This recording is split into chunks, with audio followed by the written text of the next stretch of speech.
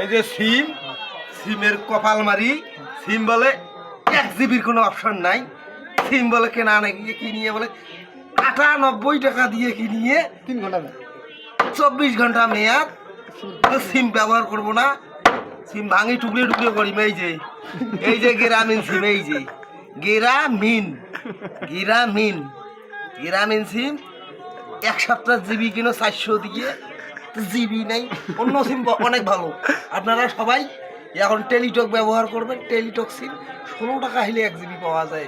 গ্রামের মানুষ ভালো থাকবে। সগুলে নিয়ে দাও এই দেখেন গ্রামীণ সিম। এমনি দেখো সগুলে এই যে গ্রামীণ সিম, সগুলে এমনি দাও এই যে আমি গ্রামীণ সিম ডবল করলাম। এক সিম বলে 1 অফার, 2 করলো দেখি কয় অফার দেয়। আপনারা দেখবেন, খালি খালি দেখি যাও, ছবির দিকে লক্ষ্য রাখো।